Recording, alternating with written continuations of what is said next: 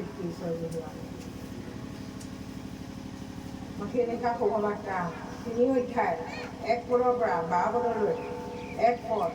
সেই কালত যোহন বাপ্তাইজকে আহি যিহুদীয়া অৰণ্যত ঘোষণা কৰি ক'লে, মন পালটোৱা।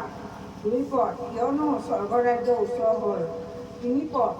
কাৰণ যিজনৰ বিষয়ে বিচৰা ভাৱবাদীৰ দ্বাৰা এই বুলি কোৱা হৈছিল যে অৰণ্যত ৰিঙোৱা এজনৰ মাত এই, তোমালোকে প্ৰভুৰ পথ দুৰ্বল কৰা, তেওঁৰ বাট পূৰ্ণ কৰা, সেইজন এওঁহে।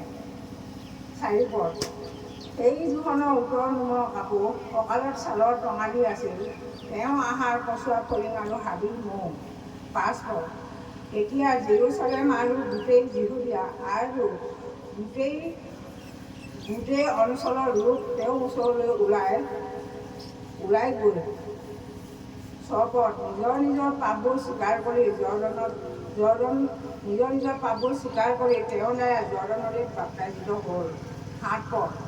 কিন্তু ফৰিচী আৰু চন্দুকীবিলাকৰ অনেকে তেওঁ বাপ্তিস্মলৈ অহা দেখি তেওঁবিলাকক ক'লে, হে সৰ্পবংশ, আগলৈ হ'ব লগা ক্ৰোধৰ পৰা পলাবলৈ তোমালোকক কোনে বুদ্ধি দিলে?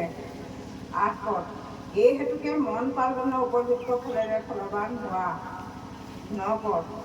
আৰু আব্ৰাহাম আমাৰ পিতৃ বুলি মনত নাভাবিবা হওক, কিয়নো মই তোমালোকক কওঁ, ঈশ্বৰে এই শিলবোৰৰ পৰা আব্ৰাহামলৈ সন্তান উৎপন্ন কৰিব পাৰে।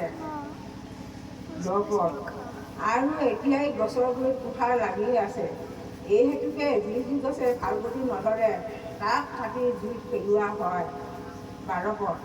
মন পালটনৰ নিমিত্তে মই হ'লে তোমালোকক পানীত বাপ্তাইজ কৰিছোঁ, কিন্তু মোৰ পাছত অহাজনা মোতকৈ শক্তিমান, মই তেওঁৰ পাদুকা ববলৈ যোগ্য নহওঁ। তেওঁৱেই পবিত্ৰ আত্মাত আৰু জুইত বাপ্তাইজ কৰিব, তেওঁৰ হাতত তেওঁ তুলা লৈ আছে। ১২ পদ। তেওঁ নিজৰ শলা ভালকৈ পৰিষ্কাৰ কৰি নিজৰ ধান মেৰত চপাই থ'ব, কিন্তু ঘোলা নুনুমা জুইত পুৰিব। আমেন।